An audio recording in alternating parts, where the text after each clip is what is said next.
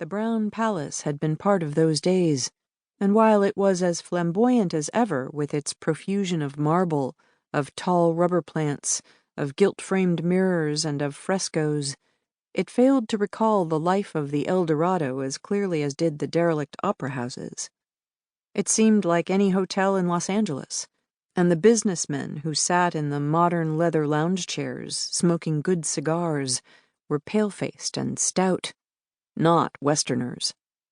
Only occasionally did ranchers, unmistakable by their gait and their hewn faces under tall buff hats, amble through the lobby like restless dogs.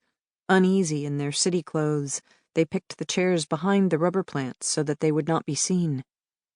The others, the buyers and the sugar merchants, were often in the company of women who were too young to be their wives, and Ralph, against his will, was pleased by this, just as he was pleased that his mother and Leah and Rachel were the objects of admiring, libidinous stares when they came into the dining room. On the eve of their departure, the family gathered in Mrs. Fawcett's bedroom for a farewell visit. Mrs. Fawcett talked of her grief at leaving her 2 babies behind, but brightly promised that they would have their trip around the world in that most far-off future someday.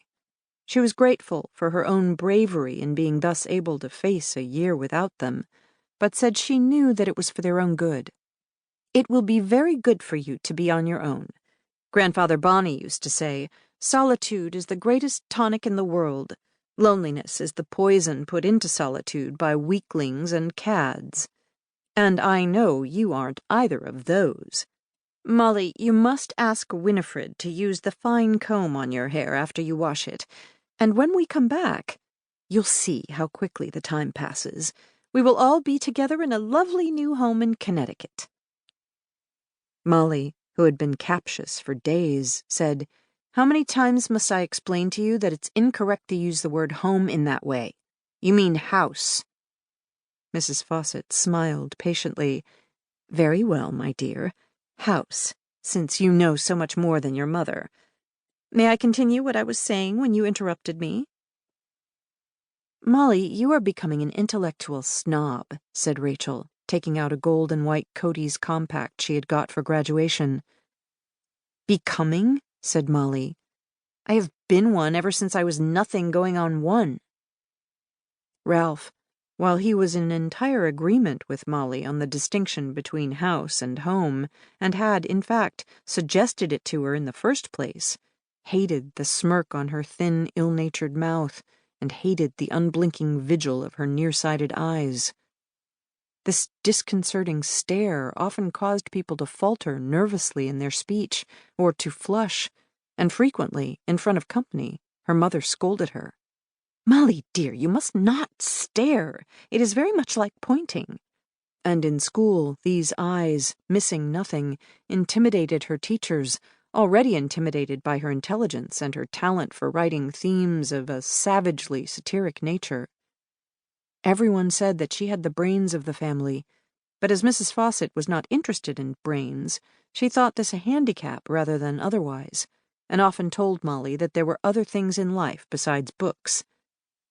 But, thought Ralph, what else could there be for that scrawny, round-shouldered, tall thing, misanthropic at the age of 12? It was curious that she bore so close a resemblance to him. She had the same coarse, straight black hair, the same heavy eyebrows, and the same prominent nose that looked as solid and unbreakable as a stone. But in a girl, such ruggedness was not handsome as it was in him and Uncle Claude, and nothing could be done to improve the features, nor, probably, would she have permitted any alterations even if they had been possible, for she took a vindictive pleasure in her plainness.